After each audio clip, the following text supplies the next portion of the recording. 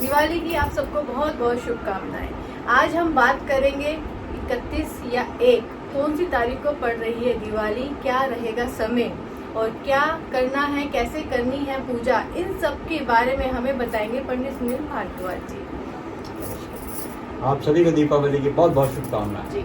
तो सबसे पहले हम जानेंगे कि जो 31 और 1 तारीख का बड़ा कंफ्यूजन है कि दिवाली कब है और क्या मुहूर्त रहेगा, किस समय हमें दिवाली करनी है, थोड़ा सा हमें हमारे व्यूवर्स को बताइए। अब कार्तिक मास की अमावस्या के दिन दीपावली भगवान राम की विजय का संकेत है। ये पर्व है, दीपों का पर्व है। इसको अंधेरी रात को दीप जला के, जैसे एक मात्र प्रकाश की किरण की आवश्यकता है अंधकार को दूर करने के लिए, ठीक इसी प्रकार अपने घर में हम दीपक जलाकर पंक्तिवर अंधकार को दूर करते हैं।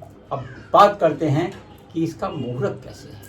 देखो, यहाँ पर एक बात स्पष्ट है कि तिथि की बात करते हैं तो यहाँ पर तिथि जो दिल्ली के हिसाब से बता देते हैं वो आपको 3:53 से लेकर यहाँ पर अमावस शुरू होगी। अब लगभग 4 बजे शुरू होगी। अब पंचांग में यहाँ पर दिया है 18 या 17, यानी कि शाम को 6 बज के करीब 7-8 मिनट ऊपर आप मानो अलग अलग प्रांतों से, तो दिल्ली के हिसाब से करीब 17 आ जाएगा, 16-17 मिनट। अब अलग अलग प्रांतों में है, जैसे उत्तराखंड में जाएंगे 55-56 होगा। लगभग आपको 51 मिनट का समय मिल रहा है अमावस का 1 तारीख को। ये बात समझने की है। वो 2-2 मिनट 2.5 मिनट का फर्क आता चला जाएगा पूरे भारत, क्योंकि दिवाली का पर्व तो सबने मनाना है। अब यहाँ पर हमें अमावस में दिवाली अगर मनानी है, जो आधी रात में दिवाली मनाते हैं, तो 1 तारीख को मनानी चाहिए, 31 तारीख को मनानी चाहिए। और दिन में अगर दिवाली देखें कि 6 बजे, तो वो आपको खाली 56 मिनट का समय मिलेगा। करीब जो समय यहाँ पे दिया है ये आपके पास रहेगा 6:16 से और 8 बज के कुछ मिनट तक का समय है, जो 11 मिनट तक के आसपास का समय है अलग अलग प्रांतों से। तो उस समय दिवाली मनानी चाहिए। चूँकि धनतेरस, छोटी दिवाली और बड़ी दिवाली, वो अमावस आपको मिल रही है रात्रि को, वो मिल रही है 31 तारीख को जी। अब 31 तारीख को दिवाली अगर मनानी है तो उसके लिए हम बता देते हैं धर्म सिंधु के हिसाब से यहाँ पर जो उसकी शुभ की चौगड़िया क्या है, दिन का पूजा, दुकान का मुहूर्त क्या है। वैसे आप वहाँ चतुर्दशी में बना रहे हैं, ये भी ध्यान रखिएगा, चतुर्दशी में मना रहे हैं। तो 31 तारीख को शुभ की जो चौगड़िया है वो दी हुई है प्रातःकाल 6:32 से लेकर 7:55 तक। इसके बाद प्रातःकाल एक और चर लाभ और अमृत है, जिसमें जो दुकान का आपने मुहूर्त करना है वो 10:41 से लेकर 2:50 तक। ये आपका इसमें अभिजीत मुहूर्त भी आ जाएगा अगर आप 31 तारीख को करते हैं। और संध्या काल में 5:36 से लेकर 8:51 तक संध्या काल में अमृत और चर का जो मुहूर्त आपको मिलेगा। वहीं आपको रात्रि काल में जो लाभ का मुहूर्त मिलेगा, जो लोग जाप करते हैं, पूजा करते हैं, अनुष्ठान करते हैं, कोई उपासना करते हैं, साधना करते हैं, तो उनके लिए जो मुहूर्त मिलेगा वो 12:05 से लेकर 1:42 तक का समय रहेगा। ये 1 नवंबर तब लग जाएगा, तब भी अमावस चल रही है। अभी अमावस शुरू ही है तो अमावस चल रही है।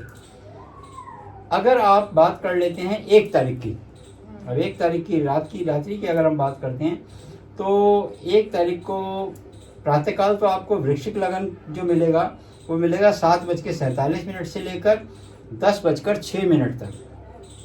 ये अवधि 2 घंटा 19 मिनट की रहेगी वृश्चिक लगन की। इसके बाद कुंभ लगन आपको मिलेगा 1:52 से लेकर 3:19 तक। इसकी अवधि 1 घंटा 27 मिनट की रहने वाली है। और अमावस्या जो तिथि है वो क्योंकि 31 तारीख को 3 बज के, जैसे हमने बताया, करीब 52 या 56 के आसपास से प्रारंभ होकर और 1 नवंबर को 6:16 तक रहेगी। तो ये आपकी अमावस मिल रही है। रात्रि काल भी चाहिए तो 31 तारीख है, और प्रातःकाल चाहिए उदया तिथि के हिसाब से देखें तो 1 तारीख है।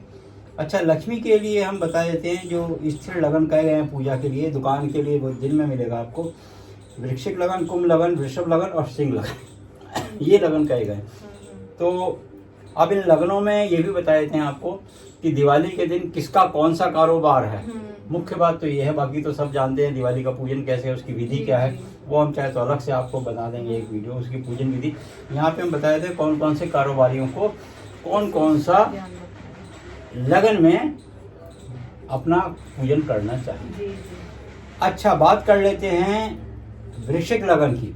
इस लगन में किन लोगों को पूजा करनी चाहिए, किस कार्य के लिए पूजा करनी चाहिए, ये मुख्य है।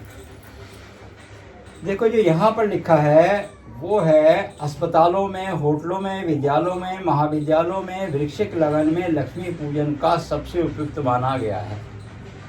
ये समझ लीजिए, अस्पतालों में, विद्यालयों में, महाविद्यालयों में वृश्चिक लगन।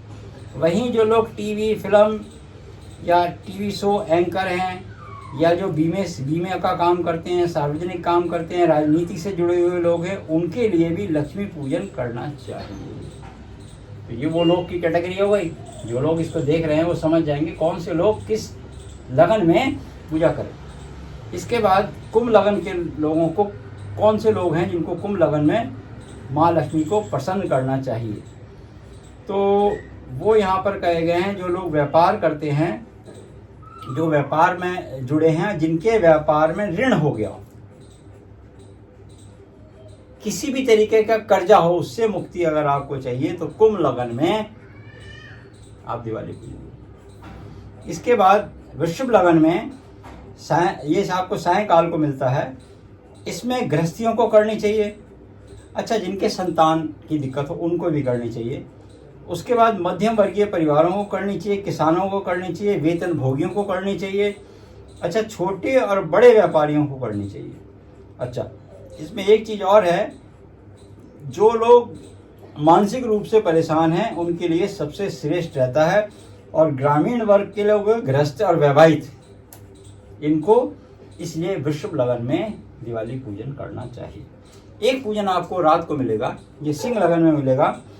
इसमें आपको साधु संतों को करनी चाहिए। उपासना जो हमने बताया, साधना, अगर आप मूलाधार से लेके सहस्त्र तक अपनी कुंडली जागरण करना चाहते हैं, कोई मंत्र उच्चारण करना चाहते हैं, मंत्र साधना सिद्ध करना चाहते हैं, तो उसके लिए जो समय है सन्यासियों के लिए, तांत्रिक विद्याओं के लिए, लक्ष्मी को प्रसन्न करने के लिए, लक्ष्मी का आह्वान करने के लिए, किसी शत्रु के लिए भय के लिए, किसी शत्रु का मंत्र को उच्चारण करके उसकी माला जपने के लिए, इसकी विधियां अलग हैं। ये अभी हम आपको बता रहे हैं कौन सी लोगों को किस किस समय पूजा करनी चाहिए। ये एक आपके पास एक अलग से आ जाएगा। तो उन लोगों को करनी चाहिए, कोई रोगी है, कोई बहुत ज़्यादा धन से परेशान है, कोई बहुत ज़्यादा बच्चों से परेशान है, कोई पढ़ाई से लेकर परेशान है, कोई घरेलू परेशानी से परेशान है, उनको यहाँ पर इसमें कहा गया है कि इस लगन में, सिंह लगन में जाकर पूजा करनी चाहिए। और ये सबसे उत्तम बताया गया है। सिंह लगन की पूजा में आपको साधना करनी होती है, बैठ के साधना करनी होती है। संक्षिप्त में ये भी हम बता देते हैं, साधना का मतलब क्या है। आपको बिल्कुल पद्मासन पर बैठना है, पद्मासन पर नहीं बैठ सकते, रोगी हैं आप, कोई और कष्ट है आपको, या बैठा नहीं जा सकता, कोई आजकल पेट लोगों के बड़े होते हैं या पैरों से मोटे हो जाते हैं तो वैसे बैठ नहीं पाते, तो उसमें क्या करना चाहिए, आप सुखासन पर बैठ जाइए। सुखासन पे बैठकर, ऐसे पद्मासन नहीं बैठे, सुखासन, मगर स्पाइनल कॉर्ड सीधी होनी चाहिए। कहा तो गया है शास्त्रों में कि सांभवी मुद्रा में बैठना चाहिए, या भगवान शिव का जैसे बैठते हैं जिस मुद्रा में उनके आंख जो है दोज के चांद की तरह दिखाई देती है, वो सफ़ेद सफ़ेद पुतली दिखाई देती है, काली नहीं दिखाई देती। उस अवस्था में बैठकर मंत्र चलना चाहिए आपका, और मन के आपके अंदर ऐसे चलते रहने चाहिए। जो आपकी पोटली हो उसके आपके माला की, उसके अंदर आपकी गुप्त चलनी चाहिए। नहीं है आपके पास तो कपड़ा डाल लीजिए, उसको ढक लीजिए, और आप उत्तर पूर्व मुख की दिशा में मुख कर कर जहाँ आपने जोत प्रचंड की है, जोत को निहारिए, क्योंकि इसका साक्षी कौन है, अग्नि साक्षी, कि आपने ये जाप किया, किस लक्ष्य को प्राप्त करने के लिए किया, वो ईश्वर को सब पता है, ईष्ट को आपके सब पता है। तो ये विधान इसका कहा गया है। समय ये सिंह लगन जो हमने बताया, ये रात्रि में लगन आएगा। तो ये आपको हमने 4 कैटेगरी बता दी, 4 लगन आपको बताया दिवाली के दिन प्रमुख है। अगली बार हम आपको बताएंगे कुछ और कि दिवाली पूजन कैसे करते हैं, क्या उसका विधान है, तो ये हम आपको बता दें, क्योंकि समय का संकोच होता है। तो बहुत बहुत धन्यवाद। आप लोगों को ये वीडियो कैसा लगा कमेंट बॉक्स पे कमेंट कीजिएगा, लाइक शेयर सब्सक्राइब करना मत भूलिएगा। हैप्पी दिवाली। आपको भी सबकी दिवाली की बहुत बहुत शुभकामनाएं।